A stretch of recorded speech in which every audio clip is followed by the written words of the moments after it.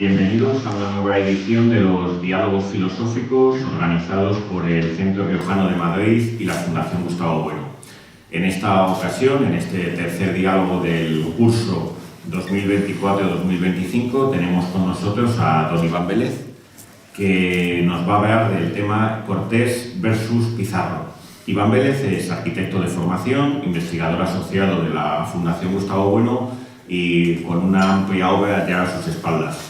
Entre esos libros, pues aparte de algunos libros pioneros en el género literario, cuentos y tal, que eso es para los... También la juventud. Sí, pero aquí y de haikus también. Haikus. También lo digo para los que sean aficionados a Iván, pues que los busquen en Iberlibro. También está al respecto, pues unos primeros libros pioneros en cuestiones de filosofía de la técnica en la España preindustrial. Y luego ya los temas, que quizás son los que le han catapultado, que son aquellos temas de filosofía de la historia, y en particular de filosofía de la historia de España. Con respecto a temas de filosofía de la historia de España reciente, pues el libro que quizás sin duda alguna hay que mencionar son pues, sobre la leyenda negra, libro que fue sin duda alguna el que abrió esta brecha del estudio de la leyenda negra en nuestro país en la última década. También hay que reseñar el libro Nuestro hombre en la CIA, donde pues, Iván acomete una investigación a fondo de unos materiales que estaban en la Fundación Pablo Iglesias ligados a Pablo Martizado y a sus conexiones con la CIA y con el mundo del tardofranquismo y de la oposición al franquismo. Y luego los libros que quizás hoy son los que aquí nos concitan, los que ha dedicado a Hernán Cortés y la conquista de México, entre ellos pues, el mito de Cortés, pero también la conquista de México, una nueva España, y el que hoy nos viene a presentar, que es la conquista del Perú. Este libro, que ha salido recientemente, hace apenas 2 meses, pues si ustedes quieren adquirirlo, lo pueden hacer al final, en la mesa que está situada al final, pues lo pueden comprar en el puesto que está ahí y su autor lo firmará luego al acabar la charla. Y entonces nos había parecido que el tema, quizás un tema que se lo sugerí yo, es ocurrencia mía, era el de Cortés versus Pizarro, ¿no? Buscando pues, que trazara un paralelismo, intentando ver pues, similitudes y diferencias entre las figuras de Hernán Cortés y Francisco Pizarro, pero también, por así decir, entre las conquistas de México y de Perú. Pues nada, Iván, te escuchamos. Muy bien, Carlos. Pues nada, muchas gracias por la presentación y encantado de estar una vez más en esta escuela madrileña, ¿no? Que tenemos ya en marcha hace mucho tiempo, ¿no? Estas conversaciones filosóficas, o eso pretendemos que sean al menos, ¿no? Bueno, pues y gracias a los asistentes, por supuesto, ¿no? Claro, es curioso el título que me sugirió Carlos, porque parece, incluso el cartel, ¿no? Parece un pugilato, parece Tyson Foreman o alguna cosa anterior, ¿no? Quizá Cassius Clay Foreman, que sería quizá por escala pugilística más adecuado si nos referimos a Hernán Cortés y Pizarro. Estamos ante una especie de dialéctica entre dos personajes que nos pone, por intentar abordar un asunto estrictamente filosófico, nos pone ante ese artículo tan importante de Gustavo Bueno del individuo en la historia.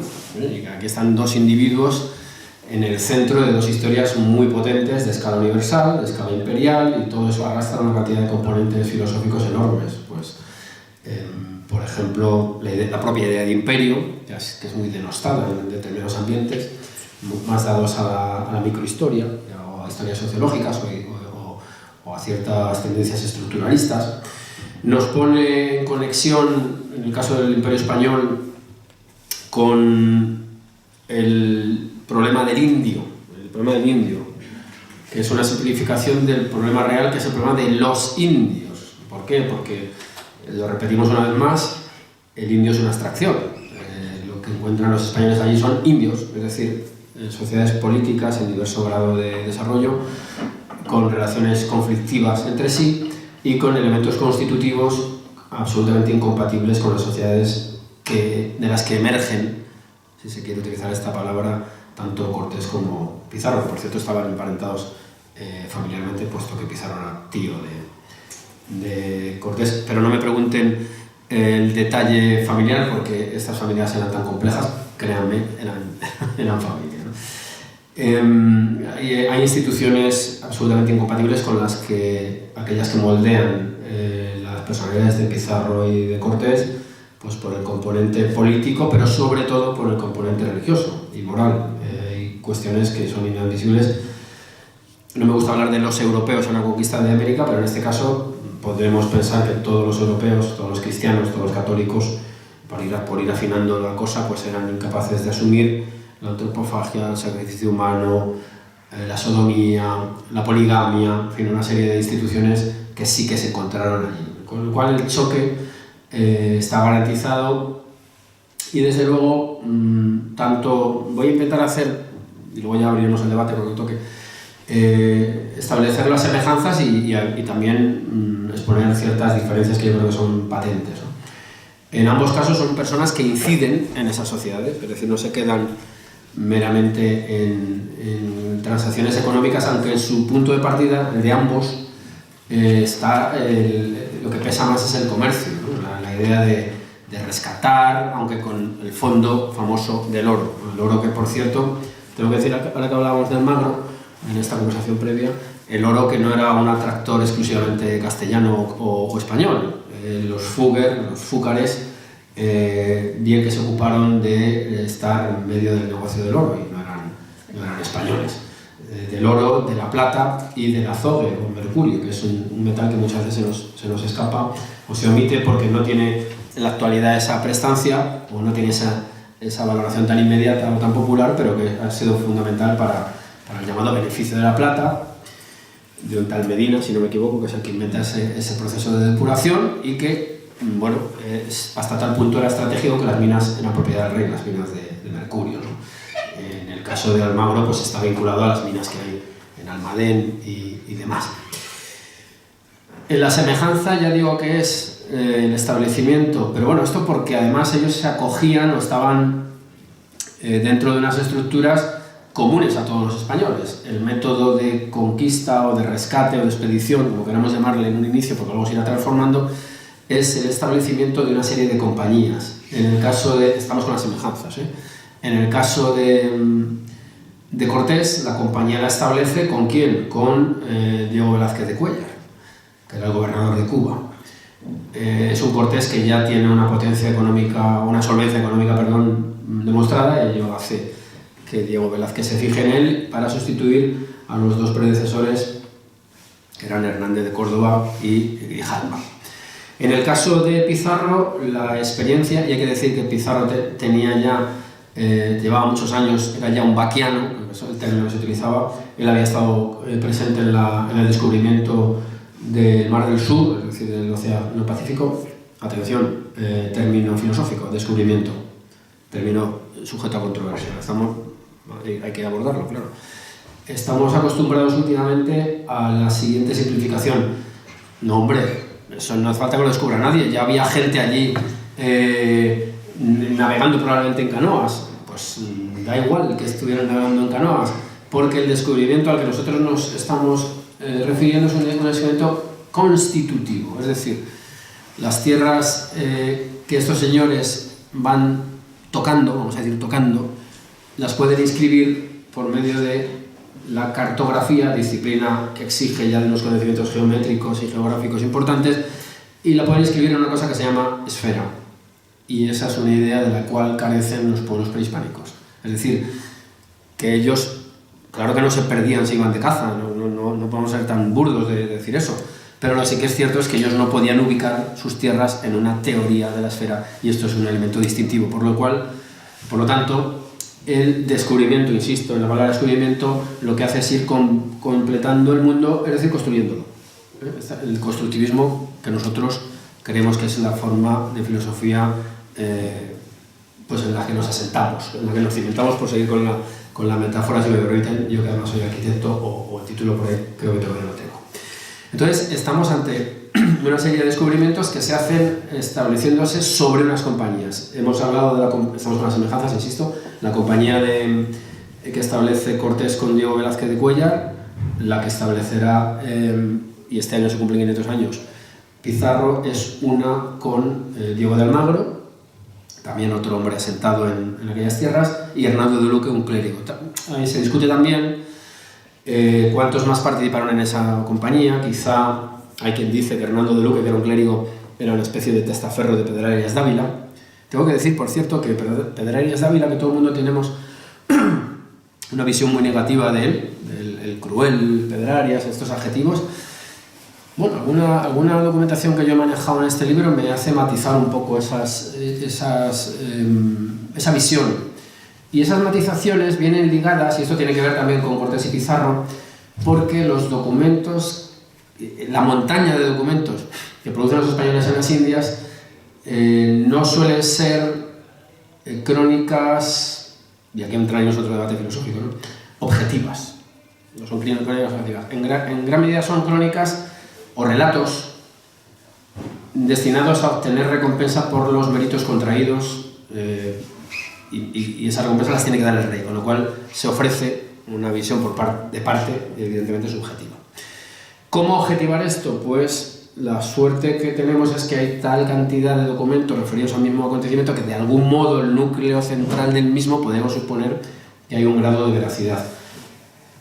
¿A dónde quiero llegar con esto? Al famoso debate que llevamos mucho tiempo manejando y que nos mantenemos en nuestras posiciones, de la imposibilidad de que la historia sea una ciencia entendida al modo común, lo cual no quiere decir, que yo aquí lo dije alguna vez, se levantó cierta polvareda, que sea un cuento, pero lo dije con la intención, aclaro, de que el grado de subjetividad es importante, por lo tanto exige, que es lo que ha dicho Carlos, el manejo de una filosofía, abordar, o un sistema filosófico, abordar estas cuestiones tan importantes por lo que remueven, por cuestiones éticas, filosóficas, económicas, políticas, etc. Entonces, a lo que voy es a que tenemos una cantidad de documentación interesantísima que nos va a ir permitiendo más o menos, al menos quedarnos con el esqueleto de los acontecimientos. Pero a ese esqueleto se le irán añadiendo una serie de materiales o de tejidos, si se quiere seguir con esta metáfora, que derivarán hacia asuntos muy discutibles. La mayor discusión a la que dan pie este tipo de actos que han quedado sobre el papel es la famosa controversia de Valladolid, por ir ya a un asunto muy claro, que por cierto el otro día en Televisión Española pasaron un documental, lo estuve viendo, y que tengo que volver a ver porque antes de decir nada prefiero verlo un par de veces, como en el bar, con V quiero decir. Entonces, bueno, estamos ante, ya digo, cuestiones de hondísimo calado que aparecen constantemente. Por seguir con los paralelismos, bueno, ambos están en unas compañías que se desharán. ¿Cómo se deshacen en el caso de Cortés? Pues en el momento en el cual, con mucha habilidad, él se da cuenta que las instrucciones que ha recibido de Diego Velázquez de Cuéllar no se pueden ya cumplir, no sé cómo decir, se da un paso a un lado y, señores, aquí estamos, ¿qué hacemos? Volver a las esencias políticas o jurídico-políticas ya enseñadas durante la Reconquista y fundar un cabildo y a partir de ahí entrar, simplificando mucho, por supuesto. ¿Qué pasará en el caso de Pizarro? Pizarro cuenta con una ventaja, ya conoce la experiencia de Cortés. En el año 24 ya Cortés lleva 3 años que ha conquistado Tenochtitlan, ya es una personalidad de escala mundial, ¿no? o del orbe, digamos, más o menos. No vamos a calificarlo, que nos metemos en un charco. Pero el de Trujillo ya tiene la experiencia del de Medellín y anda con muchas más cautelas. ¿Y cuándo se deshará la compañía de estos tres? Pues empezará a deshacerse cuando en 1529 él viene a la corte, aquí a España, y le dan unos permisos, una capitulación, en la cual ya empieza a relegarse la figura de Diego de Almagro. Esto se irá rompiendo más adelante cuando en Cajamarca, ya voy contando un poco la conquista, pues el tesoro del emperador, dicen, pues el que entra es Pizarro, después llegará Almagro, con Pizarro va Hernando de Soto, va Hernando de Pizarro, que es su hermano, y lo que dicen es que no, que eso es un acto bélico y que el tesoro tiene que caer entre quienes se ha jugado la vida allí, en Cajamarca. En realidad es una celada más que una batalla, pero bueno, ya ahí las hostilidades han crecido mucho más. ¿Cuándo se romperá ya definitivamente la compañía del todo? Aunque los recelos están desde el primer momento. Es curioso que en la documentación están continuamente midiéndose unos a otros. Pues ya cuando está el problema de Cuzco. ¿Para quién es Cuzco? Porque dicen, a partir de la delimitación de Pizarro empieza la de Almagro. Claro, importante asunto, también de escala universal, que es el que hemos dicho antes, el de la cartografía, el de la geografía, que tiene mucho que ver, por ejemplo, con problemas de la escala de la especiería. Yo hace poco he leído el libro de Tomás Mazón, un libro extraordinario, y claro, ¿en qué lado caían las Molucas? O el Maluco, como llaman ellos, claro, eso es un tema importante. ¿Dónde empiezan las delimitaciones? ¿Dónde cae Cuzco? ¿De quién es Cuzco? Bueno, eso provoca unas guerras civiles, un inicio de hostilidades que llevarán a la destrucción del mundo de los conquistadores en Perú, y que hará brotar una chispa revolucionaria que casi prende en la Nueva España. Estamos con las semejanzas todavía, ahí ya nos hemos deslizado un poco. Claro, la diferencia fundamental, que ya viene anunciada con las guerras civiles, es que mientras Pizarro acaba siendo asesinado en su propio palacio por la facción enemiga, antes miembro de esa facción de la terna a la que hemos hablado, los almagristas en este caso, Cortés muere en el Palacio de los Medina Sidonia el 2 de enero de 1547, si no me equivoco. Muere queriendo regresar a su marquesado. También había tenido un marquesado Pizarro, pero muy preciso, porque la experiencia de Cortés no aconsejaba dar tanto poder, así interpreto yo las cosas, a unas personas difícilmente controlables, que es el caso también de la encomienda. Tenía por supuesto, una restricción de carácter moral y teológico, pero no olvidemos, también político. ¿Quién controla a unos señores al otro lado del océano? Bueno, mientras que uno ha muerto asesinado en su palacio, ya digo, Cortés muere en Sevilla, en Castilleja de la Cuesta, queriendo pasar a su marquesado, enriquecido y siendo una figura abismal, tremenda, ¿no? Porque él mismo se ha encargado de hacerlo. ¿En qué sentido? En el sentido de que mientras que Pizarro es analfabeto, al igual que Diego de Almagro, porque los paralelismos son muy grandes entre Diego de Almagro y Pizarro, también. Eso sería para otro cartel, que es lo que no vamos a hacer, creo, pero bueno. Lo que ocurre es que Cortés es él mismo quien redacta sus propias cartas de relación.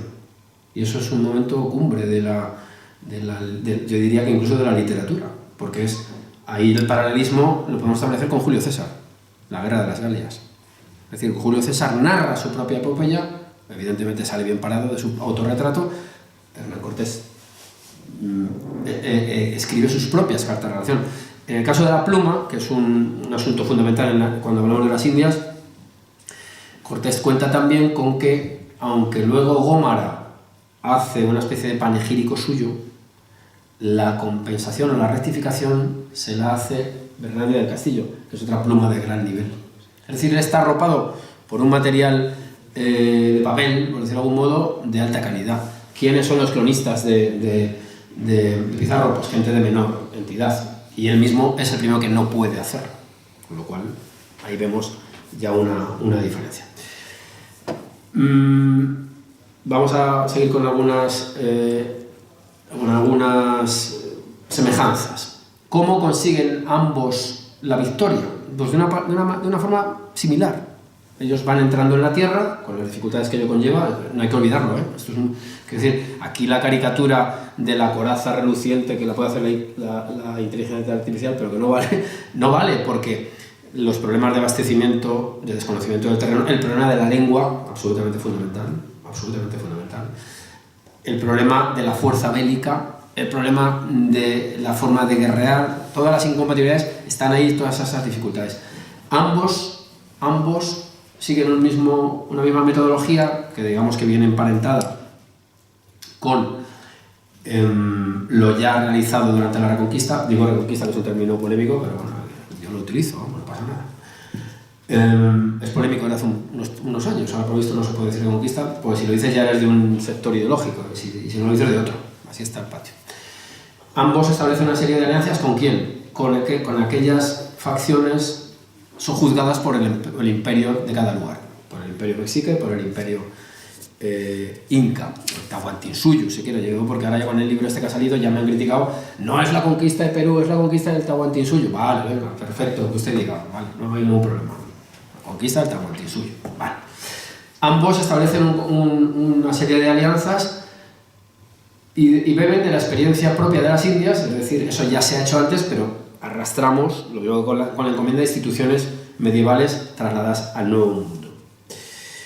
Ambos, sigo con las semejanzas, capturan al emperador. En el caso de Cortés, él comete una temeridad parecida a la de Pizarro, es decir, él se mete en la boca del lobo, se mete en Tenochtitlan, que el propio Bernal del Castillo dice, temíamos morir porque era red y garlito. Es que la imagen es perfecta, porque estamos hablando de una ciudad lacustre, es una isla dentro de un lago conectada con la tierra con unas calzadas, y una red y un garlito son instrumentos de pesca, de captura acuática, es decir, la metáfora acuática es perfecta, ¿no?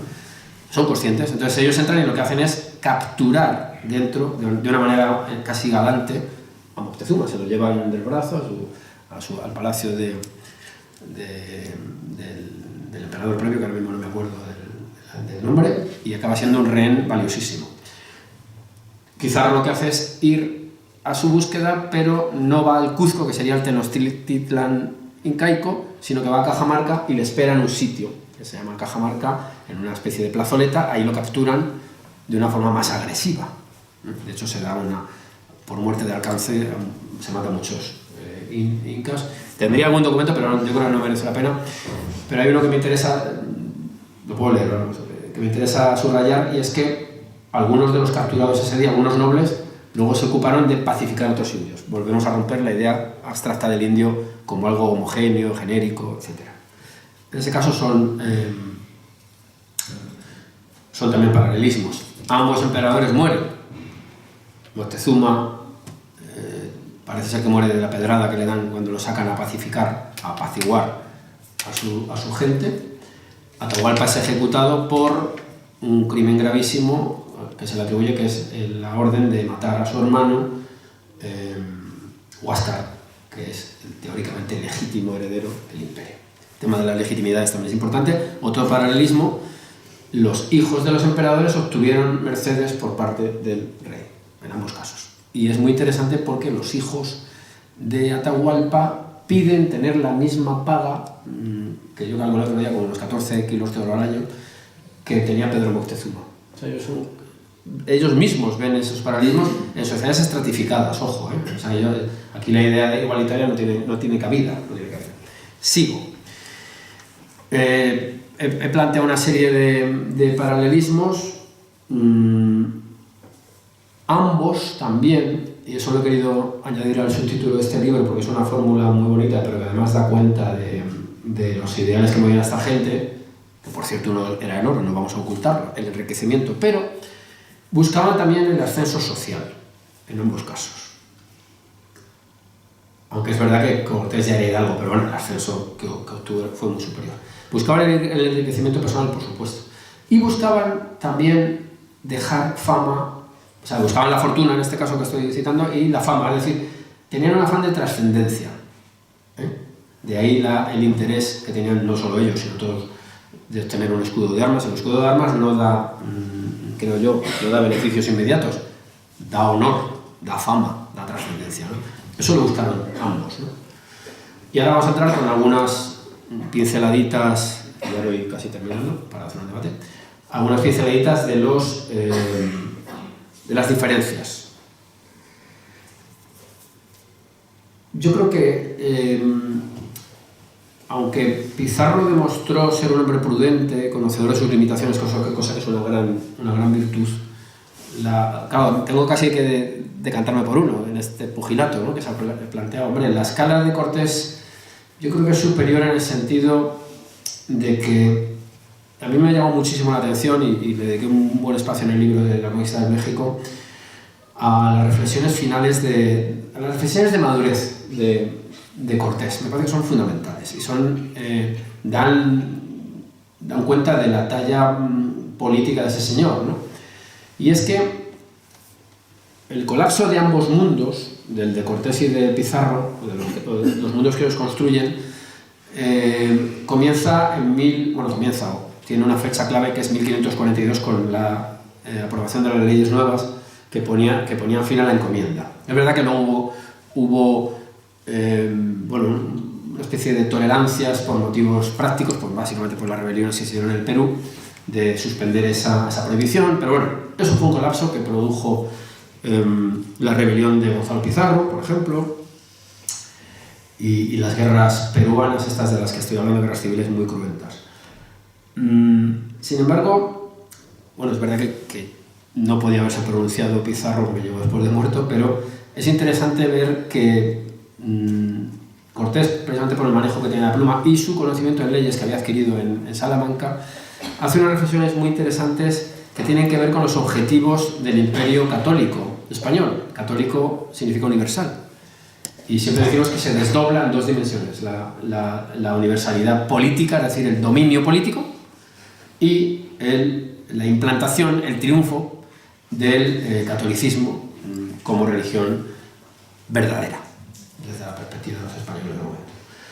Claro, Cortés lo que dice en su etapa de madurez, en una serie de cartas muy interesantes, es que el que había utilizado, porque era muy hábil, la idea de depósito, que es como una idea temporal, de depósito de indios, no encomienda, él dice que él sabe perfectamente que el proyecto de las casas fracasa, es decir, los clérigos, si los dejas solitos, los indígenas los matan, porque no tienen por qué aceptar eso, no tienen por qué. Por cierto, Juan Ginés de Sepúlveda recibe información de primera mano ¿de quién? De Hernán Cortés. Es decir, que Hernán Cortés está presente en la controversia de Valladolid. Es uno de los más grandes debates de la historia de la humanidad. Hay que decirlo sin ningún tipo de complejos. O sea, abordar el estatus de esas personas que por la inercia histórica, podríamos haber pensado, por la inercia histórica de los siglos, oye, esto se esclaviza, aquí paz y después gloria, no pasa absolutamente nada. O sea, esa reflexión es completamente inaudita. Y quien está detrás de ella, en cierto modo, es el propio Cortés. Pues lo que dice Cortés es que, puesto que la idea de una predicación pues pacífica y sin ninguna dificultad es una mentira. Si el predicador va solo por los caminos, es muy posible que lo maten. Y él lo que dice, y ya con esto creo que puedo, si os parece, terminar, que llevo hablando como 40 minutos, lo que sea. Él lo que dice es que hay que proteger a quienes van propagando la palabra de Dios, que por cierto es uno de los postulados justificatorios de la presencia de los españoles allí, o del mantenimiento más que de la presencia. Hay que dar asistencia espiritual a los que ya se han conquistado, para la fe. Y hay que dar por generosidad el anuncio de la palabra de Dios. ¿Claro? Pero es que si ese anunciante no es protegido por las armas, será masacrado en muchos casos. Y eso es una realidad incontrovertible, eso lo sabía perfectamente. ¿Qué medida propone él a la corona? Pues la siguiente: hay que mantener los depósitos o repartimientos, o como se quiera llamar, que son el objetivo que han perseguido a cambio de su sangre y su sudor. Y digo sangre porque, ojo con las estadísticas, ojo del 100% cuántos realmente acabaron siendo encomenderos. La mortandad fue enorme, por muchos motivos. Esos señores que se han jugado la vida para ese medio de vida hay que mantenerlos porque son los únicos garantes de que la obra religiosa se pueda mantener. Hasta el punto de que Cortés sugiere, no me acuerdo de los datos, están por ahí publicados, que cada encomendero, o cada señor, queremos llamarle, tiene que tener un número de armas disponibles para la protección de los religiosos. Y yo creo que esa es una medida que, desde luego, encaja perfectamente a la perfección con los objetivos reales del Imperio Español. Más allá, por supuesto, valga la aclaración, para que nadie se escandalice, de reconocer pues, que hubo encomenderos que se excedieron, que explotaron, que hicieron tropelías. No vamos a negarlo. Pero tampoco vamos a negar que el Imperio Español tenía habilitadas unas figuras jurídicas muy potentes de control de la acción de los españoles allí. Por ejemplo, el juicio de residencia, que no le fue a todos muy bien. Recordemos lo que le pasó a Nuño de Guzmán, murió en una cárcel española. Es decir, que eso está ahí. Entonces, bueno, no sé, yo creo que casi como una pequeña presentación que responda al cartel y al versus ese que hay ahí, pues como no es un enfrentamiento, sino un cotejo, pues yo creo que quizá con esto les agradezco la atención prestada y podríamos casi empezar un debate, si os parece.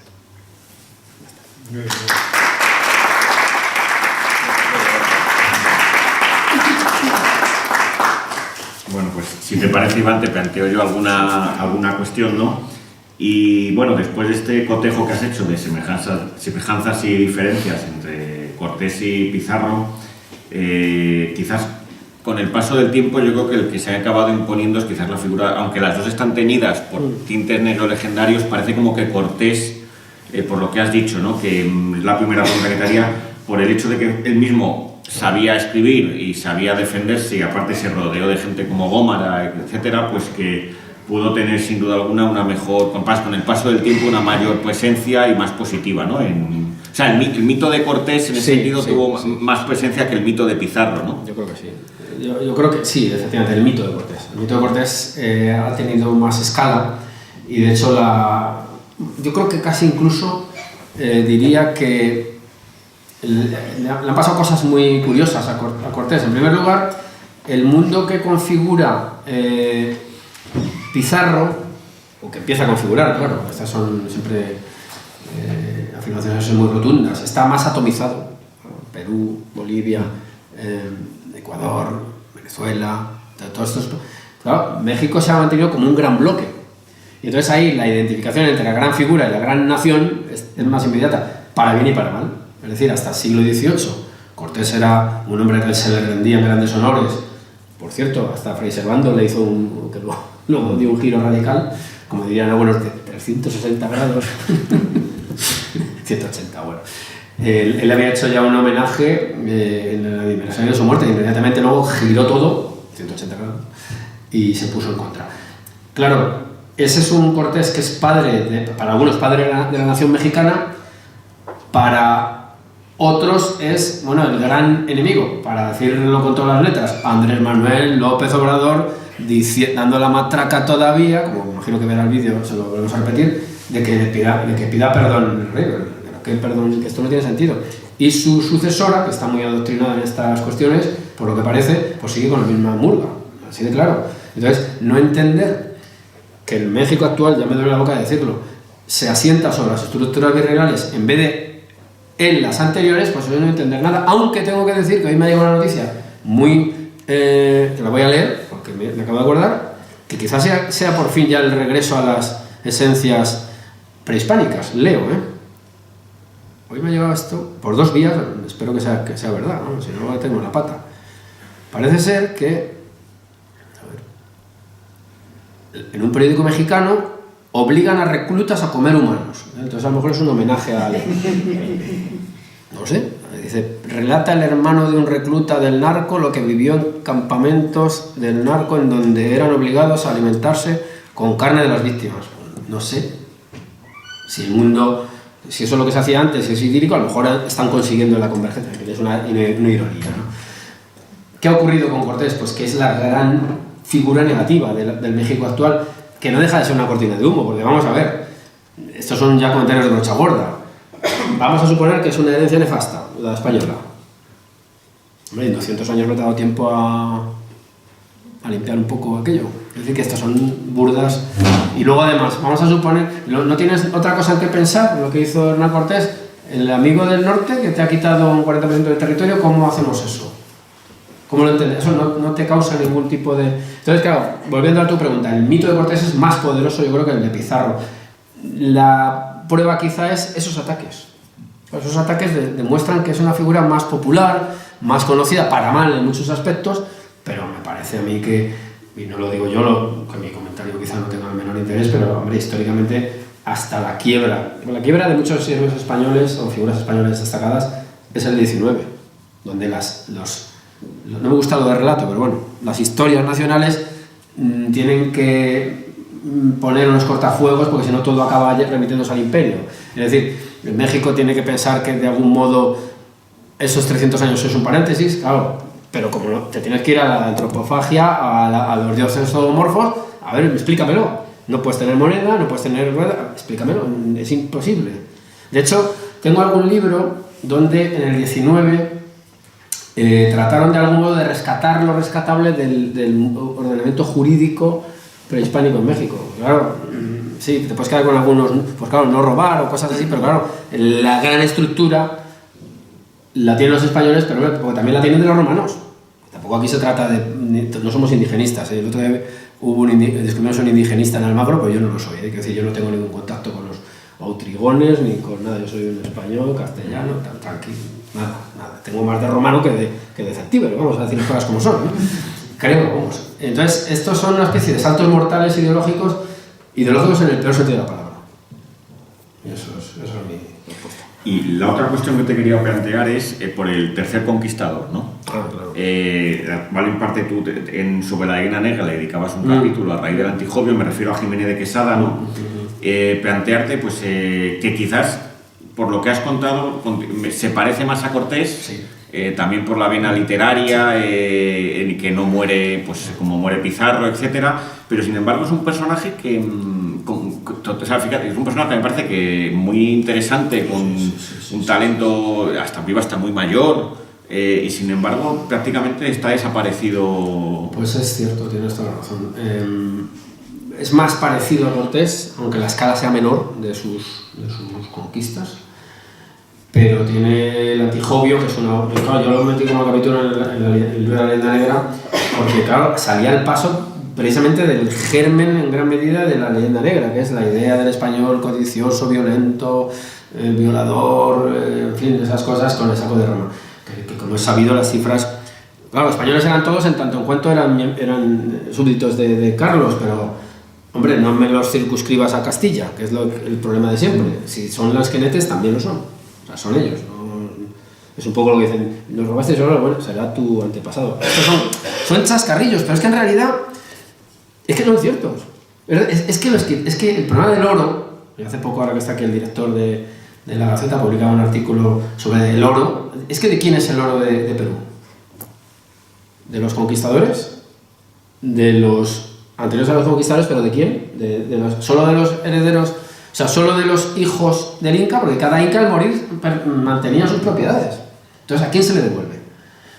Ojo, el de Cajamarca dice Pizarro que es suyo y de su hueste. Dice Gonzalo, Diego de Almagro, hombre, yo también he participado, quiero mi parte.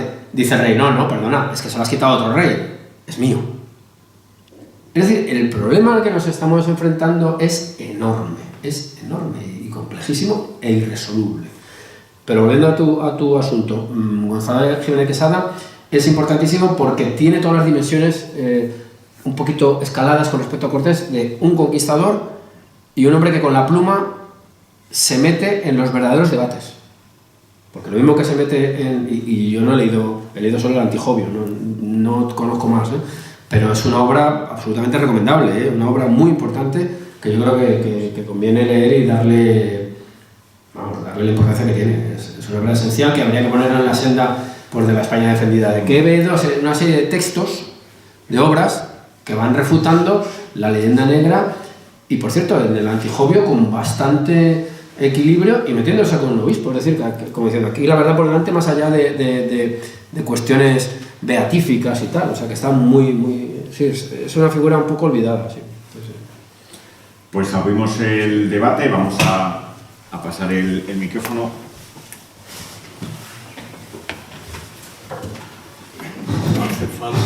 No, pero para el vídeo. Para el vídeo. Bueno, yo voy a hacerte una pregunta. Es decir, esta política de borrado de todo lo hispánico, que es frecuente en México, en Colombia, donde yo vivo habitualmente, está muy relacionada con el indianismo y el indigenismo. Es decir, ellos quieren retrotraerse, irse hacia atrás, 500 años, ¿Cómo ves tú eso? Pues es un tema también central. Yo diría que no hay lo primero, que no hay un indigenismo, que hay indigenismos. ¿A qué me estoy refiriendo? Pues, por ejemplo, el indigenismo que impulsa la Iglesia española, nada más llegar, hay que entender que a los reyes españoles se les ha dado el patronato de las Indias, es decir, que tienen esa responsabilidad, y es uno de los elementos justificatorios de su presencia allí. Es decir, que eran legales, por decirlo así de manera coloquial, ¿no? Es un indigenismo paternalista en gran medida, que lo que busca es incorporar a esas gentes a la fe verdadera. Cuidado con esto. Claro, y entonces es una visión en cierto modo paternalista, ya digo, se les considera una especie de personas menores de edad que hay que tutelar, pero hay otro indigenismo que también está impulsado desde instancias más bien políticas, es decir, son menores de edad en el sentido de las instituciones, intentemos nivelarlas. Es un poco la tesis que expresa Bueno con el imperio generador, que no es lo que mucha gente dice, que es otra cosa. Es generemos sociedades homologables a la nuestra para liberarlas de problemas que arrastran, problemas pues, de falta de desarrollo político y de otras cosas. Yo sé que esto es casi anatema, ¿no? ¿Cómo que no están civilizados? Sí estaban. Bueno, pues vale, pues, pero desde la perspectiva de que los hombres no lo están. Vamos a decir las cosas como son. Y es que no hay una perspectiva que yo sepa única y eterna. Es una cuestión dialéctica. Lo que es la democracia. Claro, si aquí por la democracia, pues en aquella época era el catolicismo. Sí, ahora digamos que el fundamentalismo democrático es lo que empuja o da gasolina a la sociedad. Entonces ese es un indigenismo inicial, esos indigenismos ya son iniciales, dando un salto mortal. Ahora hay otros indigenismos, pero esos indigenismos actuales, estoy pensando por ejemplo en el mundo mapuche, estoy pensando también en Venezuela con los juegos indígenas que hicieron, que es una cosa ya pues pasada por el tamiz de la etnología, con lo cual hay mucho de invención. Tienen mucho ideológico en el sentido de negar el origen español, o las raíces españolas de esas sociedades, que lo son. Aquí el problema es que incorporan el asunto racial y todo se distorsiona, cuando lo que están haciendo las leyes españolas es abstraerse del problema racial. Los problemas son otros. Es decir, las leyes españolas no son racistas, sí son clasistas, claro, por supuesto, como todas las sociedades de la época. O sea, no es lo mismo ser un señor que un vasallo. Pero es que resulta que las recompensas se les dan a los señores indios y el poder se les mantiene por cuestiones incluso prácticas y de lealtad. Entonces, el indigenismo que ahora está funcionando, yo creo que es un mecanismo de amenaza y el límite de destrucción de las naciones constituidas. Es decir, en el momento que el mapuche le digas, no, perdona, mira, es que este es una materia prima originaria tuya, yo que sé, el litio, me lo invento, ¿no? Claro, es tuyo, es tu propiedad. Cuando él no ha podido tener un litio, que pasa como con Arabia y demás, llevaban miles de años ahí el petróleo, pues si no llega la tecnología, tú no sabes ni lo que hay debajo, ni lo puedes explotar ni refinar. Pero claro, entonces te viene una fundación en tierras extrañas, con sede en tierras extrañas, te manda un equipito de antropólogos y te llega asociada la multinacional, y entonces habla con el cacique local, al cual se le reconoce su señal de identidad. ¡Oh, qué interesante, qué material tan valioso! ¿Podemos hablar de este asunto? Ya está, ¿no? Entonces yo creo que el indigenismo viene por ahí ahora mismo. Y luego otro indigenismo, ya acabo, que esto lo estudió mucho Gustavo Bueno Sánchez, que es el que viene aparejado al Instituto Lingüístico de Verano. Ese es fundamental también, que también tiene, pues es una estrategia imperialista, de dividir y vencerás, un clásico. Es decir, cada lengua tiene un filólogo de cabecera, cada lengua tiene un reglamento, tu lengua te distingue. En España estamos acostumbrados, la marginación del español en Cataluña es el elemento central de la política de los catalanistas.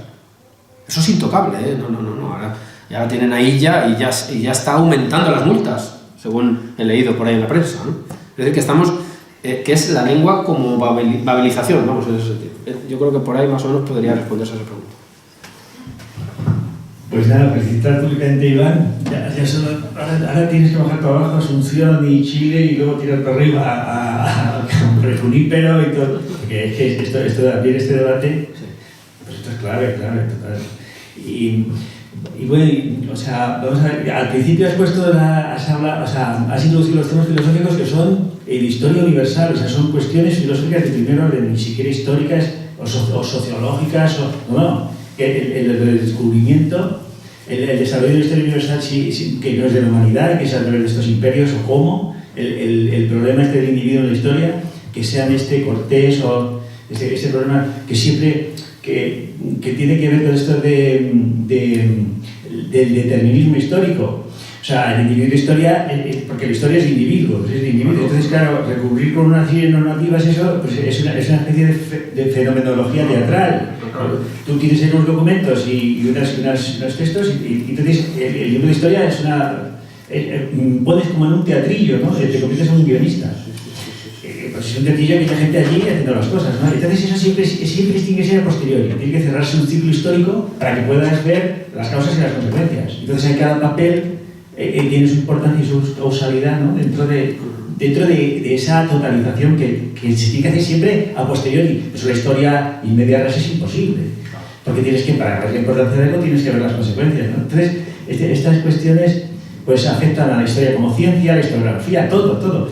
Pero vamos a ver, el problema, yo creo que uno de los problemas fundamentales es esta vuelta, esto que se está juzgando de si la religión está por encima de la política, el imperio político, el imperio diapolítico, el imperio metapolítico de la Iglesia, y ahora con los derechos humanos. Si la humanidad está por encima de los imperios o los imperios están por encima de la humanidad.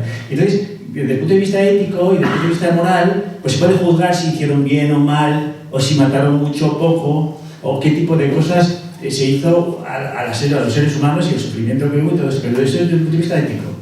Pero es que está por encima de la política de la ética. No quiero gritar porque rápidamente te pones. Es que está por encima de la política de la ética. O sea, esto hay que decirlo, o sea, esto está por encima de los imperios de la Iglesia. La Iglesia es una especie multinacional y entonces los derechos humanos y todo esto es una ideología que recubre ahora mismo desde los Estados Unidos liberales, está recubriendo la política de hecho de los imperios. O sea, no es la ética. O sea, pero es que en filosofía este problema lo tenemos hasta el tuétano, ¿no? O sea, que es la política la que regula las cuestiones morales de los diferentes grupos que están y los problemas éticos, que es la vida de esas personas. Es la política la que los rige, de hecho. No está la ética por encima y la política por debajo. Entonces, si se pierde de vista este asunto, y yo creo que es el principio de estas cuestiones que desdibujan absolutamente todo lo que pasa y cómo se juzga. El derecho. ¿Pero qué propiedad tienen los indios si no existe la propiedad? Si la propiedad es un concepto jurídico romano que además que esos títulos de propiedad se los da la corona. Y es que son ellos los que los piden pertenecer a la corona. Es que son los indios los que, para mantener sus privilegios, son los que piden a la corona que los admitan dentro. No es al revés, no es una imposición, ¿no? O sea, quiere decir que estos debates son de importancia total y abrirlos de canal.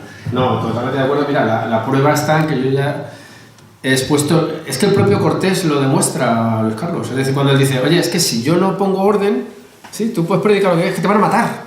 Esa es la prueba, por ejemplo. Esa es la prueba de que la supremacía de la política por encima de las cuestiones morales, a efectos prácticos me refiero, ya nos podemos poner todos los elevados que queramos, pero a efectos prácticos es que o proteges al que va a llevar ese mensaje o lo matan. Lo matan porque ellos también tienen herramientas políticas superiores a las que él tiene, que es ninguna en algunos casos. O sea, que yo creo que la prueba estaría ahí, sí, estoy de acuerdo. Bueno, yo quería comentarte, porque yo lo estoy viviendo en mis propias carnes, por ejemplo, tengo una niña de 17 años y hace poco tuve una conversación con ella porque tiene la típica profesora actual de que no se puede usar Reconquista, de, pues, o sea, ha llegado hasta el punto de decir que no hace falta estudiarse las fechas. Digo, pero ¿cómo vas a conocer la historia si no conoces las fechas? Entonces, o sea, yo le puse como ejemplo el tema de historia, prehistoria, protohistoria. Digo, cuando tú, o sea, cuando... Estoy un poco nervioso, discúlpame, porque te admiro mucho y bueno, quería comentarte. Cuando ellos hablan de descubrimiento, es lo que tú has dicho, ¿no? Es el descubrirse tú en el mundo. Digo, es lo mismo que la historia no significa, yo le explicaba a mi hija, no significa que antes de la prehistoria no pasara nada, no es que no hubiera historia, sino que son conceptos para para poder estudiar la historia. Y a mí esa sensación, ese interés de borrar las fechas en la historia me ha parecido un poco demoníaco, ¿sabes? De cómo tú vas a entender la historia si no entiendes la cronología de los hechos, ¿no? Y luego, parafraseando a Jesús González Maestro, de que la lengua es una tecnología. Eso es como decir, no, ahora aquí no vamos a usar HTML4, porque claro, como un catalán descubrió el sistema BASIC, pues ahora que todo el mundo usando ordenadores el sistema BASIC. No, mire usted, la lengua es una tecnología y es para utilizarla. No es como yo me meto en una red social, ahora que está tan la broma esta del Blue Sky, no me meto en una red social donde no hay nadie. Entonces voy a obligar a mi sociedad a no poder comunicarse con el resto de las sociedades, ¿no?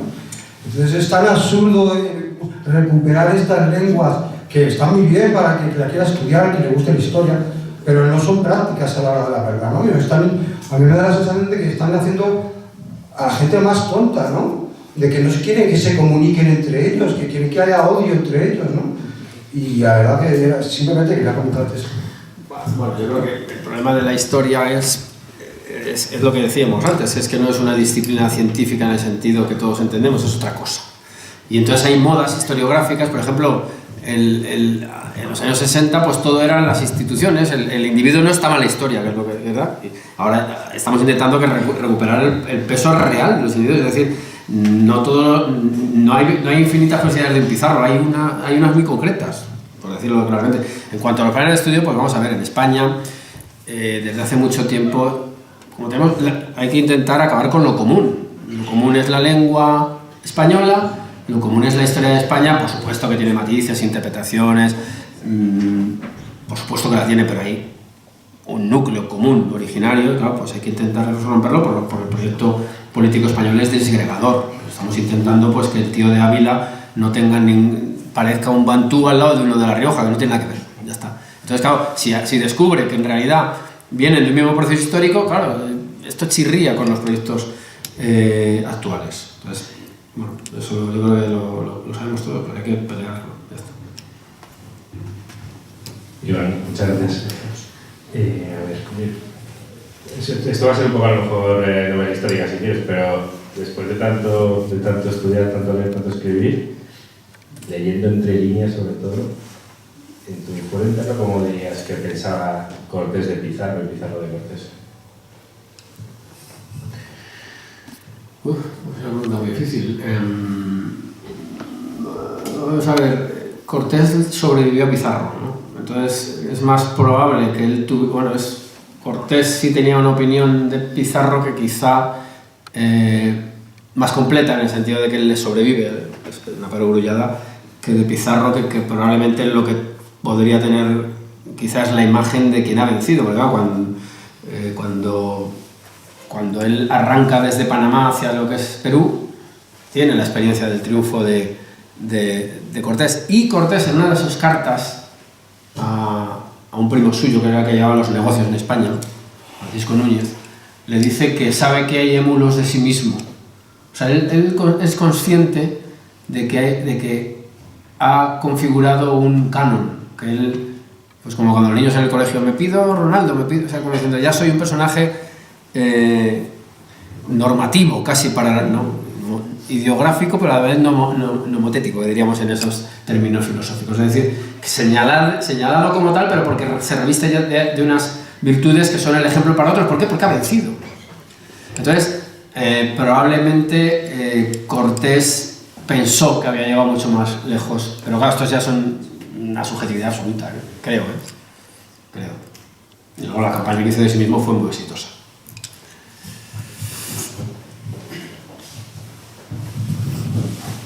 Muchísimas gracias por la presentación. Quería hacer una pregunta respecto a la sociología de la historia, que no tiene que ver con la confrontación de Cortés y Pizarro. No sé si se considera pertinente, pero bueno. Sí, aquí todos pertinentes. Acerca un poco, como cuando ha comentado, la ingente cantidad de documentos que hay acerca de las Indias, que esos documentos traen una subjetividad a las personas respecto a eso, pero que con esa ingente cantidad se puede alcanzar un tema de veracidad. Entonces, la pregunta es si se podría responder la pregunta conflictiva entre identidad fenoménica e identidad sintética, porque eso como que tiene un poco, a mí me ha recordado a la definición de identidad sintética, que es alcanzar relaciones entre términos a través de operaciones distintas. Me haya recordado eso, entonces pues yo voy a responder un poco, explicarme. No, yo creo que, vamos a ver, no son identidades sintéticas. Un poco es lo que defendemos nosotros, vamos, de momento. Entonces, lo que sí que es un núcleo de verdad, no sé. ¿Sabes? Aquí el problema es que parece que estamos apostando por la vía del falsacionismo, ¿no? Y no es el caso, no es el caso. Yo lo que trato de decir es mucho más simple. Es que si todos, pero claro, te quedas casi en la historia positivista, casi de datos, lugares, personas, enumeraciones, pero claro, quiero decir que a lo que yo me refería es que si todos los de aquí vamos a la expedición y todos decimos, o el 99% que hemos estado en Guadalajara y que anocheció y cayó una tormenta, pues hombre, es creíble, ¿no? Más o menos es creíble. ¿Qué ocurre con la historia? Con estos relatos. O sea que yo creo que lo que sí que podemos afirmar es que una historia más o menos positiva, en el sentido ese, pues con relatos y reliquias, esas convergencias vamos avanzando muy bien. Lo que estoy negando es la idea, es que el día del cuento parece que se montó cierto revuelo, estoy intentando aquietar las aguas, ¿no? Es decir, no estoy diciendo que sea un cuento, no estoy diciendo que sea un cuento, pero que del núcleo ese a lo que se entiende por historia, las derivaciones son enormes y las variaciones interpretativas son enormes. Un ejemplo que te quiero poner. Antes de este libro yo escribí un libro que se llama Reconquista. Vale. Uno de las negaciones de la Reconquista es la teoría indigenista de Barbero y Vigil. Cantabria y Asturias son tierra no romanizada, tenuemente, poco visigodos, es una reacción puramente de caudillos indígenas, locales. Muy bien. ¿Cómo se va desmontando? ¿Cómo se puede ir desmontando esa idea? Pues por la vía de relatos y reliquias. Es decir, los relatos quizás se hayan acabado, quizás ya no haya más. O quizás sí, puede aparecer alguno más que complete algún aspecto. Pero ¿y las reliquias? Lo digo porque a mí me gusta la arqueología. Hace poco, en una cueva cuyo nombre no recuerdo, aparecen otra tumba de visigodos. Entonces, cuidado, porque la interpretación de Barbero y Vigil de los años 60 como que eran unos asturianos pata negra, asentados allí sin ningún tipo de atributo ajeno, se va cayendo porque empiezan a aparecer restos y restos y restos y como mínimo ya se va equilibrando la balanza. No sé si con eso te respondo a la pregunta. Pero desde luego, a mí, es que lo hemos discutido mil veces, la idea de la ciencia como una disciplina científica, no. ¿Quiere decir esto que no tiene que ser rigurosa? No, tiene que ser lo más rigurosa posible. Pero, por ejemplo, relatos y reliquias. En las reliquias no aparecen, salvo por cuestiones formales y simbólicas, mitos y creencias. Es que tienen poco peso, tienen un peso enorme. Tienen un peso enorme. La idea de un español que cree que de verdad Santiago puede irrumpir en la batalla, ¿qué peso le damos? ¿Me explico? ¿Lo desechamos? No, tampoco, no podemos desecharlo, porque él cree en ello. Otra cosa que va en contra de la idea esta de la cientificidad alfa, es que no quiero utilizar terminología de esta dura, pero bueno, no es posible una historia absolutamente general, eso dice bueno muchas veces. O sea, no hay un panóptico, no lo hay.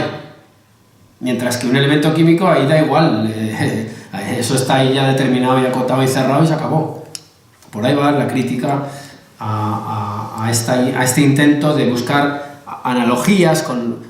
No quiere decir que no haya elementos científicos que contribuyan a la depuración del relato histórico. Es decir, yo siempre he dicho, si este lápiz se le hace un análisis y resulta que no es del siglo XV o es del XVI, ya pues, puede haber una falsificación. Lo de la donación de Constantino, por ejemplo, es un elemento interesante que se hace desde una perspectiva tecnológica, decir, oye, es que este tipo de letra no encaja con la otra, anacronismos, el carbono 14 para dataciones, pero la idea de una verdad científica, que es un poco lo que se está persiguiendo ahora, ya no quiero meterme en la actualidad, pero un poco esto de la verdad, cuidado con la verdad, Cuidado.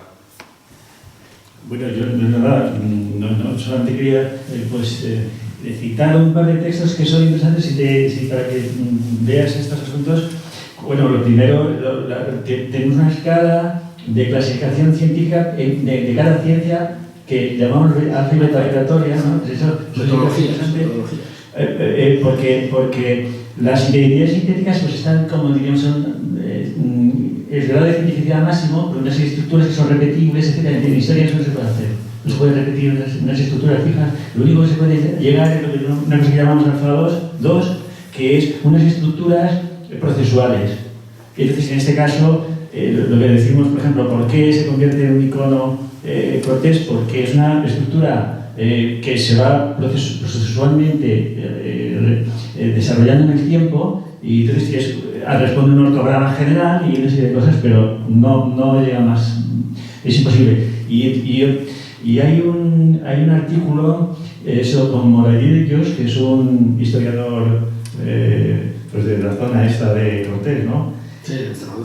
Y entonces, bueno, tiene un artículo que es sobre la imparcialidad del historiador.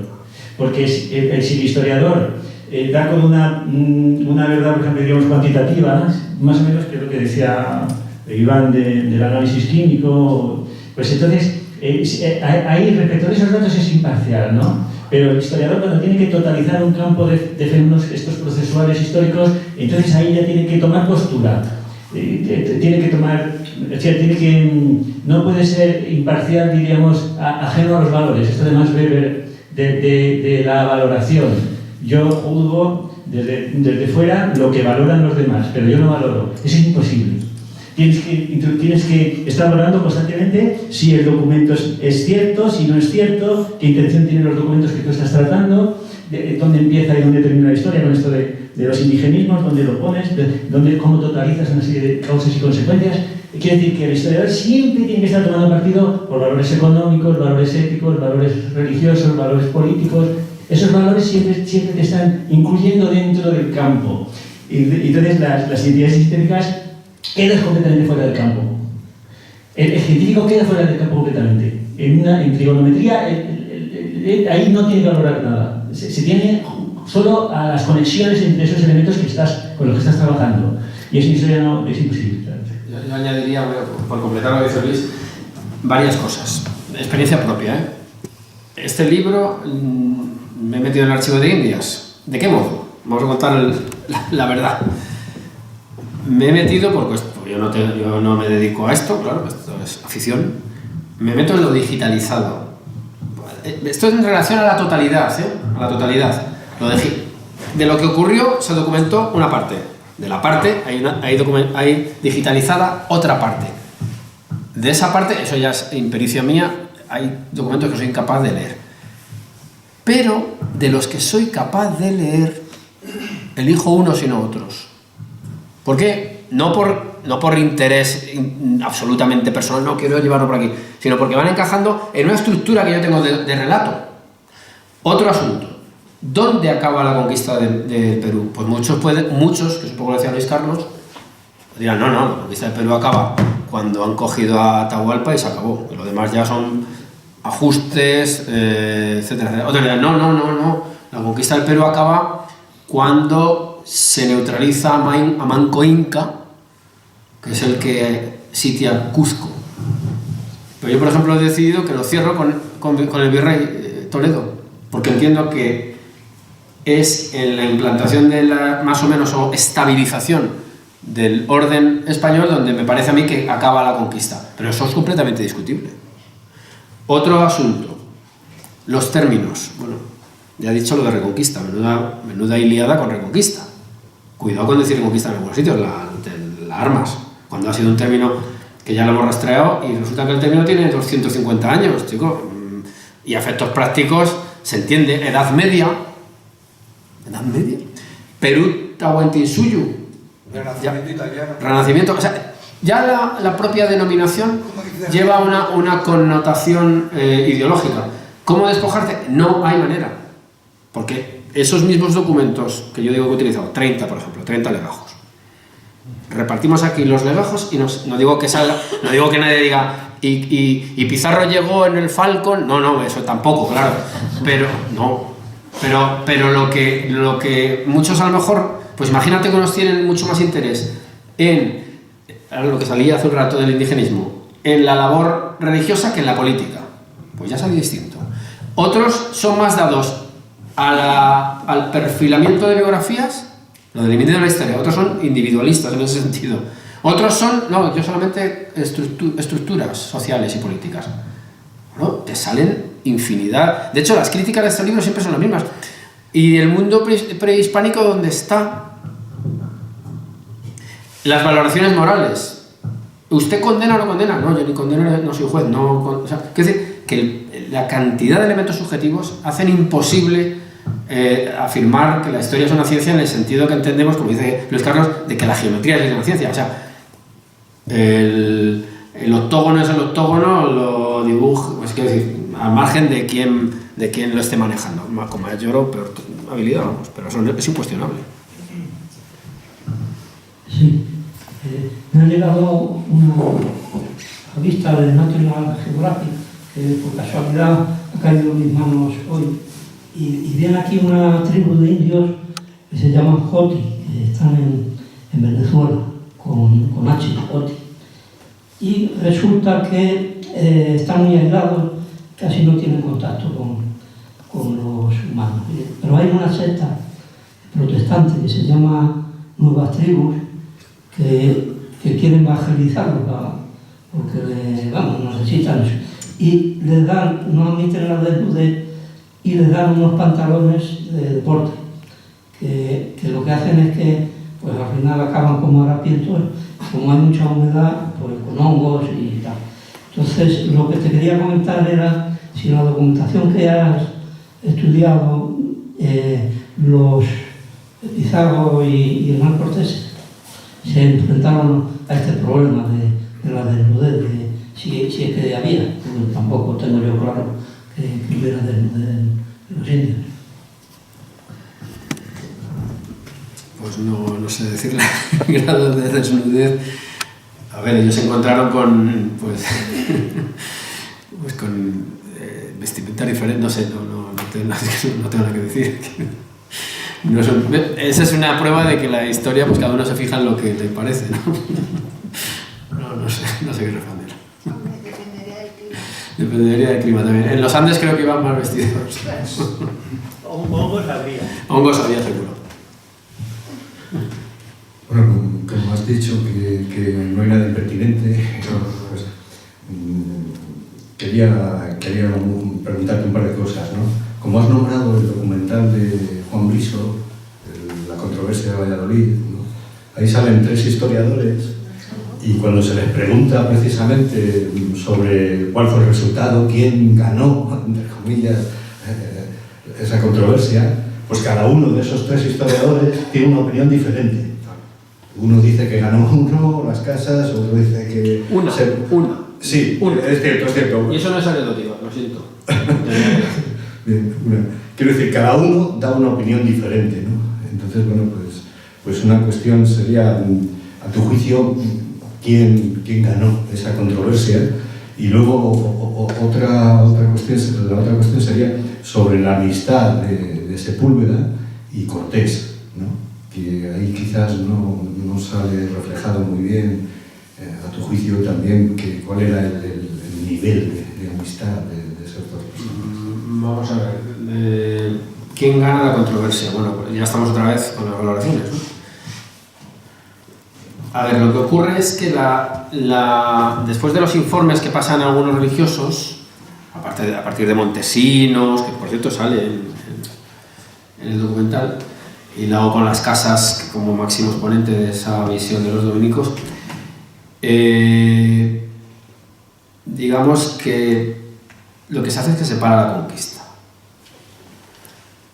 ¿Qué es lo que quería las casas? Que no continuara y que se devolvieran a los indios lo que era de ellos, según el primer comentario es que la conquista prosiguió, con lo cual parece ser que las tesis de Sepúlveda ganaron sobre el terreno, sobre la acción política. Ahora bien, con el paso del tiempo, en el terreno ideológico, quien ha ganado en las casas. Eso es evidente. Eso es evidente. Es decir, hoy la idea, y cada 12 de octubre es así, del nada que celebrar, genocidio indígena, devuélvanos el oro, eso está asentado en amplísimos sectores de la sociedad española e internacional. Ojo, por simplificar un poco las cosas, en los ambientes izquierdistas, también llamados progresistas, asentadísimo. Vete tú a discutir a un foro de esos donde estén todos convencidos, recién comulgados, digamos, en ese sentido, lascasiano, y verás. Por cierto, fenómenos parecidos, ahora que se acerca el 2 de enero, si alguien quiere ir a la celebración de la toma de Granada, que observe, porque es un espectáculo digno de ver. Lo que ocurre cuando sacan el pendón al balcón, que observe las reacciones del vulgo, que se dice en estos casos. En partes de las derechas también hay mucha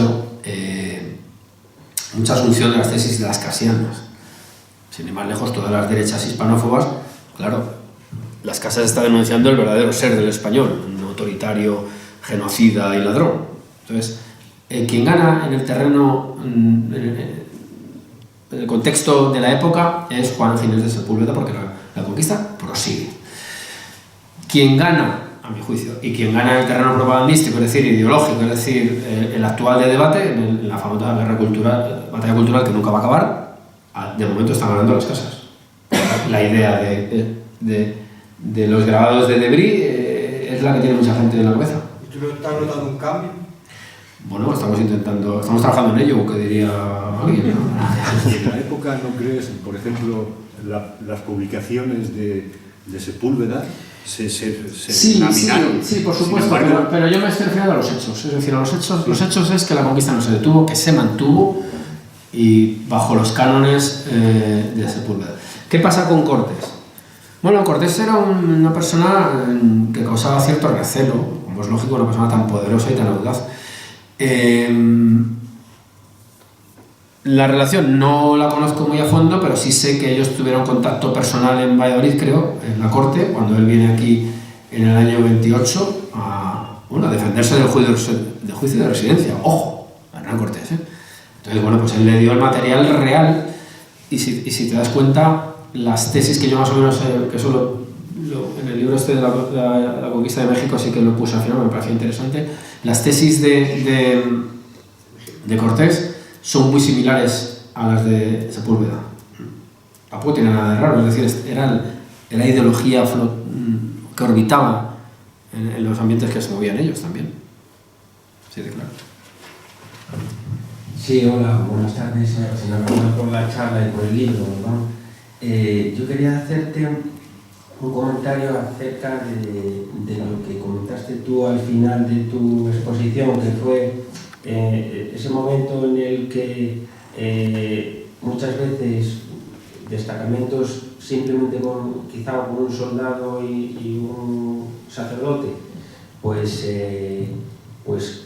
conseguían o intentaban, después de muchas veces pérdidas humanas y teniendo que hacer una recursividad de volver a enviar esos destacamentos de un militar y un sacerdote, pues destacar que quizá ahí se compendia la conquista o el recubrimiento de esos territorios, que llama la atención que puede ser una especie de réplica de lo que en el fondo es el Imperio Hispánico, donde en el Imperio Hispánico hay una especie de dupla, de equilibrio entre dos poderes, los clásicos y conocidos poderes del trono y el altar, pero muy bien engranados y vamos, siguiendo un camino que es paralelo pero que también es polémico y que se ve perfectamente en todas estas controversias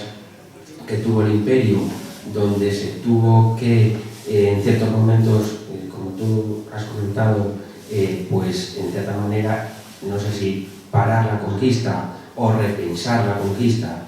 Esos elementos, que son como unos elementos esenciales del Imperio Hispánico, yo te quería destacar que quizá se reflejan en una forma celular o nuclear, en esas formas que son muy características, quizá el imperio hispánico, como muchos otros imperios, entró en contacto con nuevos territorios a través del comercio, del intercambio de objetos, etc. Pero que cuando de verdad empieza el camino de una especie de conquista o de choque y de recubrimiento de uno sobre otro, es con estas estructuras celulares. Y yo creo que es nuclear y es la forma de conducirse, la forma de actuar de un imperio y que nos puede servir como una especie de test o de comparativa, como a veces cuando hacemos una comparativa entre un elemento ácido o un elemento alcalino, por dónde van las cosas, pues aquí con el test de esta forma de actuar puedes ver cómo actúa un imperio y cómo actúan otros. No sé si estás de acuerdo. Sí, estoy completamente de acuerdo. Digamos, en esa dupla que tú has dicho, la palabra es perfecta, se condensa el Imperio Español. El Imperio Español es un imperio católico en el sentido territorial y en el sentido religioso. Entonces, en lo territorial es la espada la que manda y en el espiritual es la cruz, que van unidas siempre porque constantemente los españoles los llevaban siempre además religiosos y constantemente erigen cruces. Y por ejemplo Cortés, hablando un poco del tema del oro, otra vez, el tema de la codicia. Si solo quieres oro, ¿a ti qué te importa el culto, libertad de cultos? ¿Qué más te da democracia? Tú vas al oro. Y Cortés enseguida derroca literalmente los ídolos, rompe con una barra de hierro, lo dice Bernal del Castillo, uno de los ídolos que hay en la pirámide de Tenochtitlan. Cuidado. E incluso antes, cuando sube por primera vez a una de las pirámides, él le dice a Moctezuma, habría que quitar estos ídolos, y el otro, claro, se ofende mucho y dice, bueno, dejémoslo hoy aquí, como diciendo, pero poco a poco lo iremos quitando. Eso no tiene ningún rédito económico. Es decir, el interés en la evangelización y en la cristianización de esas personas está patente en todo momento. Entonces, eso es indiscutible. Yo creo que eso, vamos, es la dupla sí, perfectamente. Es un religioso y un soldado, digamos que son los dos grandes símbolos. Sí, buenas tardes. Volviendo a la comparación, el versus entre Pizarro y Cortés, has comentado antes lo más importante es que de momento ya el punto de partida es diferente, es decir, Cortés iba en su tercer viaje, el tercer viaje de exploración de la península de Yucatán, y de repente se encontró con que venía gente diciendo que había una civilización potente fuerte, se encontró con Jerónimo de Aguilar, a Malinche, o sea, como que todo le iba viniendo de cara. Es verdad que iba a lo desconocido.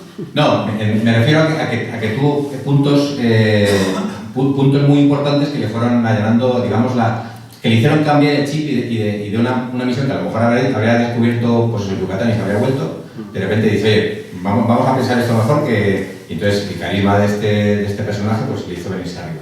Pizarro es total, Pizarro ya sabía todo lo que había pasado, entonces intenta replicarlo, y así como Cortés, ante lo desconocido, digamos, que tenía tres capitanes que cerraron filas con él, por lo menos hasta la conquista de Tenochtitlán, Cristóbal de Olí, Gonzalo de Sandoval y Pedro Alvarado.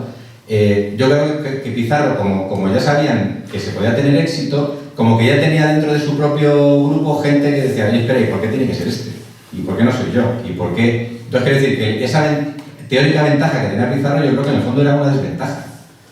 ¿No? Porque, de hecho, fíjate tú, o por lo menos es la visión que yo he tenido de la historia que he leído, Cortés vuelve a España, participa incluso en la campaña de Argel, y luego tenía intención, como has comentado, de volver allí a recuperar su marquesado, y nadie le iba a toser. Por lo menos es la imagen que tengo, ¿no? Él tenía allí todo, de hecho mandó sus expediciones en barco hacia las Molucas y todo esto, ¿no? Entonces, y sin embargo Pizarro ni siquiera le dejaron, a mitad de camino ya tuvo la guerra civil montada y todo esto. Entonces, eso se debe realmente a lo que nos ha transmitido el mito, ¿no? A una diferencia de carisma muy grande entre dos personajes, o si hubiéramos cambiado fichas, si Pizarro se hubiera encontrado en los pantalones de Cortés y Cortés hubiera tenido que hacer lo que hizo, pero 3 años después habrían salido las cosas muy similares para cada uno. ¿Sabes? Es fácil, qué pregunta tan fácil. Pues hombre, es muy difícil de responder a eso. Si hubiera encontrado los patrones en las calzas, quizá, ¿no? Vamos a ver. Hay muchos paralelismos, pero sí que es cierto, creo que lo he dicho antes, que Pizarro cuenta con esa experiencia anterior.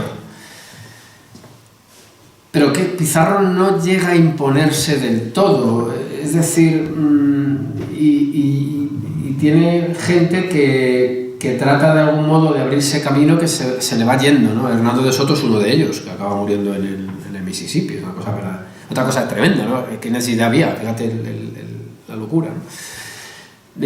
Pizarro es un individuo, Cortés es un individuo, Pizarro es un clan, eso también le granjea grandes enemistades, en fin, yo he tratado de establecer algunos paralelismos, pero claro, también hay muchas diferencias, no sabría, esa interpretación nunca me la había planteado, tengo que procesarla quizá, ¿no? Pero bueno, sí, puede ser.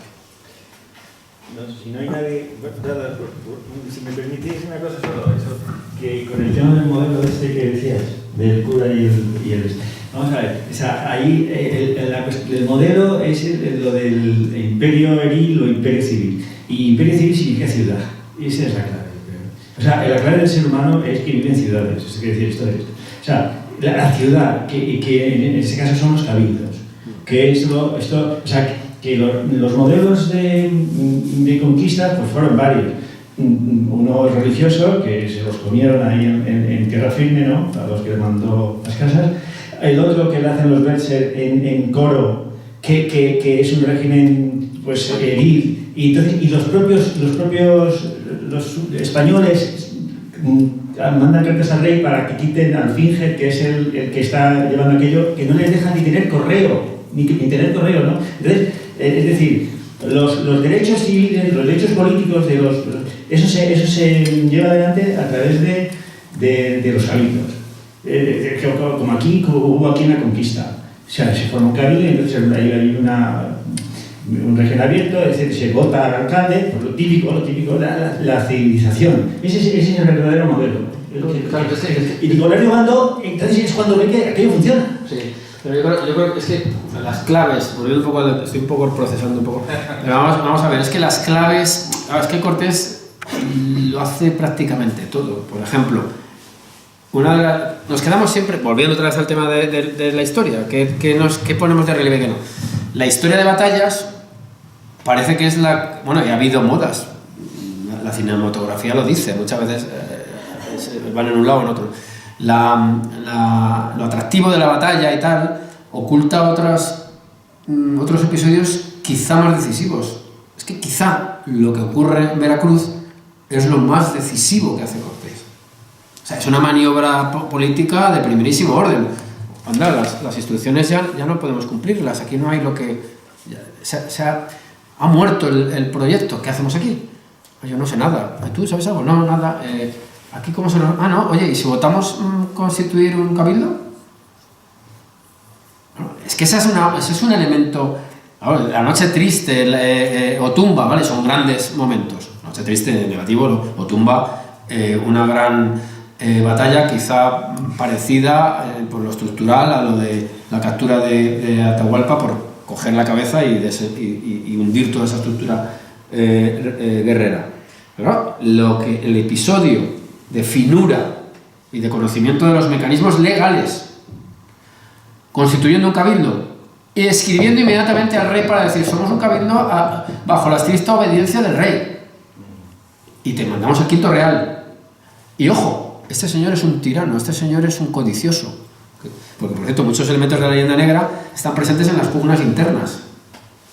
Cuando no voy a hablar de mi libro, voy a ir al otro, pero la respuesta que le da Gonzalo Pizarro al enviado de Pedro la Gasca con respecto al oro, ojo. Y la réplica que le da Paniagua, ojo. El peso que tiene el oro y dónde viene el oro y para qué vale el oro y de quién es. No nos damos cuenta de que ahí Cortés tiene esa finura. Bueno, yo me voy a decantar por Cortés. No, quiero decir que esas cosas que en Pizarro son quizá menos audaces y vienen después, con lo cual tiene cierta experiencia propia, esa previa, perdón. Sí, y una cosa sobre lo civil y lo eril, el imperio civil y el imperio eril, y cuando desde las posiciones de Bueno pues se considera el imperio hispánico como civil, y quizá otros imperios, vamos a tener en mente el imperio inglés como imperio eril, quizá haya que tener cuidado con lo de civil eril, porque por ejemplo sí que está justificado que desde ciertos enfoques el imperio hispánico evidentemente tuvo que ser eril en circunstancias o en ámbitos. Quizá se pueda ver que el imperio hispánico, dentro de las enormes extensiones que consiguió cerrar, dentro fue civil, pero fuera tuvo que ser eril, necesariamente, tuvo que ser eril con los otros imperios. Entonces, claro, al hablar de estos temas, formar ciudades, formar cabildos, quizá lo que ocurre es que estás formando o estás tirando en una serie de instituciones muy elaboradas que puedes implantar en ese territorio, y quizá no lo puedas implantar fuera de ese enorme terreno que has cerrado, que era el imperio hispánico, y entonces en una zona sí que podías ser civil, pero en otra forzosamente tenías que ser edil. No podías formar, no podías tirar de esas instituciones fuera del territorio que consiguió cerrar. Entonces, quizá lo de civil, eril, a veces puede traer equívocos. No sé qué piensas. Vamos a ver. Eso ya lo hablaste tú en Almar. Sí. Vamos a ver, es que aquí lo que se pierde de vista, se ha puesto de moda, vamos a hablar así en bruto, lo de imperio generador y depredador. Simplificando mucho las cosas. Si uno lee realmente la obra España frente a Europa, lo que dice Bueno es que en las primeras fases imperialista no tiene que tener una connotación estrictamente, únicamente negativa, hay fases depredadoras, como es lógico y normal. Es que si no es inviable. Entonces, a mí me empieza a molestar un poco ya esta idea, casi de autoayuda. Ay, pues nada, fuimos allí, bueno, pues muy bien y tal. No. Hay episodios sangrientos, hay depredación. Es que no hay otra forma. Porque el otro modo es el que ensayó las casas. En la selva lacandona, ¿y qué le pasó a sus enviados? ¿Qué le pasó? Pues que se los comieron. Es decir, que el imperio generador no es un imperio asistencial. ¿Qué parece que es eso? Como el otro día oí ya unos disparates de cuyo nombre no quiero darme el autor, sino que es un imperio que busca la elevación, la homologación de esas sociedades con la de referencia. Eso es lo que se está buscando. Entonces, hay que leer la obra, hay que ir a la fuente en ese caso. Y entonces, claro que hay elementos, y claro que hay esclavitud en el imperio español, mal que le pese a algunos que quieren presentar una fantasía. Pero es que son instituciones del momento. Lo que es diferenciador es la controversia de Valladolid, por ejemplo. Eso es inaudito en otros sitios. Lo que es diferenciador es que Isabel la Católica en un momento dice: cuidado, que son súbditos míos, ¿pero dónde vas? Lo que es diferenciador es Francisco de Vitoria, no voy a sacar los textos ahora, que los leí otro día en el Oviedo. Es decir, oye, que este es semejante a mí, que es una persona, que el color es diferente, no, pero es una persona. No es un bruto es un animal, casi una máquina. Existía la esclavitud negra, pero por otros motivos bíblicos, por supuesto, pero ya por todos conocidos, por el rechazo. Pero estos señores esto es una anomalía que se ha encontrado en España, es decir, anda, esta tierra que no contamos con ella, anda, pues hay gente y tal. ¿Qué hacemos? ¿Son homologables a un jaguar? No. ¿Son homologables a un ciervo? No, son personas. No son monos, lo que dice Vitoria en ese texto que leí otro día. Si no son monos, son otra cosa, son personas. Vasallos del rey. Entonces hay que incorporarlos. Eso es muy difícil. Es que eso es muy difícil. Si los matas no hay ningún problema. Te lo vas a cargar y no hay problema. Muerto el perro, mejor no. Es un refrán que no viene muy al pelo. Pero que te quiero decir que lo que se hace es eso. Con unas dificultades objetivas enormes. Vamos a pensar una cosa. Nos estamos imaginando lo que es no conocer la lengua. Por ejemplo, una de las explicaciones de lo que ocurrió en Cajamarca es que Felipillo, que era el intérprete del cura Valverde no le supo explicar, como es normal, el misterio de la Santísima Trinidad en un momento. En vez de decirle Dios es uno y trino, Dios son 3 más 1, 4 o algo así. O sea, se lió. Pero es que es lógico que se liara. Pero somos conscientes del mensaje que se intentaba transmitir, de lo refinado. Pero si estamos hablando de la teología, que eso es una cosa de una complejidad enorme, y se lo vas a explicar a unos señores, con todos mis respetos, claro, aquí la podemos liar, podemos delinquir a calificarlos, casi según está el patio con la censura. Pero es que somos conscientes del choque que hay ahí. Entonces, ¿cómo no va a haber? Y luego, por cierto, las matanzas que protagonizan los indios no son mancas. En el primer contacto que tuvo Pizarro, creo, si no me equivoco, 7 heridas. Una herida en el siglo XVI te podía matar perfectamente. De hecho, yo muchas veces, fantaseando con alguna película que pudiéramos hacer, los españoles llevarían muchas quemaduras en el cuerpo porque habría que cauterizar las heridas. O sea, llevarían líneas de quemadura. ¿No nos hemos parado a pensar eso o no? Es decir... Y las circunstancias, ¿no? Que matan a alguien y siempre hay una venganza personal también en la guerra. Muchísimas cuestiones. Entonces, fases depredadoras las hay. Es contingente a todo despliegue imperial. Contingente. Bueno, pues muchísimas gracias, Iván, un placer, y bueno, esto ha servido para que te decantes por Cortés frente a Pizarro. Gracias.